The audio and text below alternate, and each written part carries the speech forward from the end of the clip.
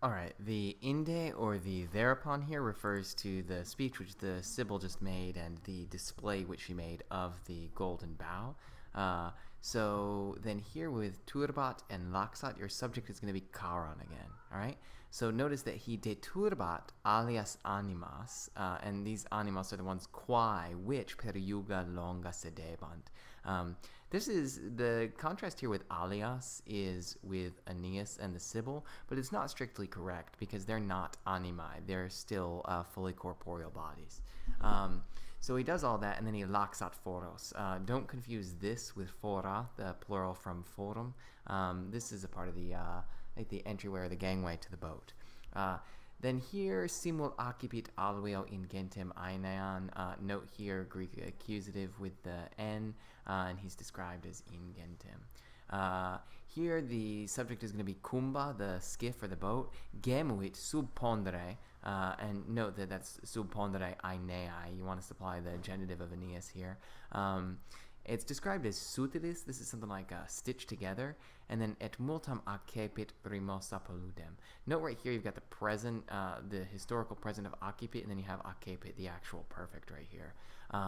Here, rimosa, it's full of cracks, and so it accepit multam paludem. Note the use of paludem, which is literally part of the swamp or the pond. It accepts much swamp. In other words, it takes on a lot of water. Okay. Then you have tandem transfluium incolumis.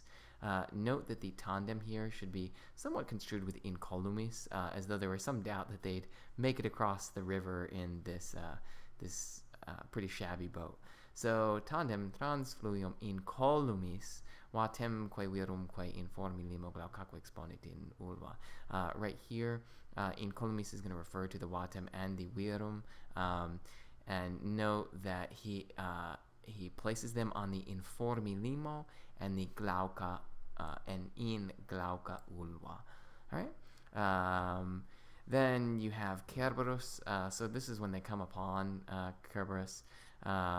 Here you note that it says that Cerberus personat. Here note that this needs to be construed as literally as possible. So notice that sono sonare means to make a sound. Per sonare means to make a sound all the way through or all about, right? Or even all around. So he thoroughly sounds. Cerberus is described as ingens. Haec here modifies regna.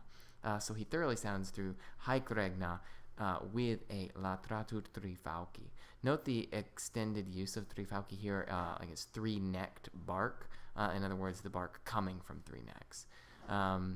And you then have this present active participle recubans describing Cerberus, and imanis an adjective as well. Imanis is something close to ingains, sort of a totally unnatural and marvelous size. So imanis, he's recubans adverso in antro. Okay.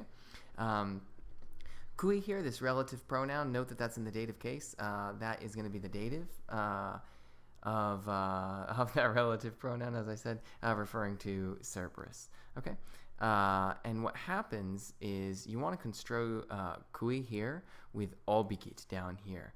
To whom, right? The vates videns horere iam colla colubris. This is sort of an involved accusative infinitive. So the vates is described as videns, present active participle. Vates videns, the colla, that is the necks. Note the plural here is not poetic plural, though the Cerberus does indeed have three necks. Horere colubris, that they, horere with colubris. She obicit, right, and again, to whom? She obicit an opham. This is something like a ball of flour or a biscuit, you could even say, which is described as being melle soporatam et medicatis frugibus. So it's soporatam. Note that here this is an adjective or a perfect passive participle construed with melle, and then medicatis frugibus is the ablatives of the things with which it is soporatam. Ile, this is going to refer to Cerberus here. He's described as pandens, his tria gutara, which are rabida fame. he correpit object. Notice again, the present active participle underlines the circumstances under which the action of the main verb is taken.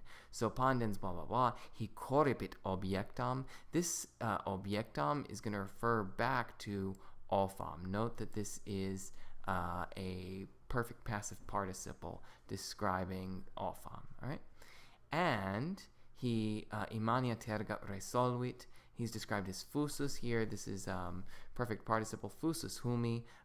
Note that humi, even though it looks like a genitive, is actually the locative case here. You'll use this case humi when you want to suggest something is on the ground, much as you use domi to say at home. Those are really the two common uses of this second declension ending locative case. All right. And then you have toto quingens extenditur antro. Obviously, you should say toto with antro here, and then ingens modifying Cerberus. Okay. And then you see that Aeneas occupat aditum, right? He occupies the entrance with the custode sepulto. Note this right here is an ablative absolute phrase. Sepelio sepelire literally means to bury, but here it just means like he's laid out. Okay, Cerberus doesn't die from this drugged biscuit that the Sibyl gives him.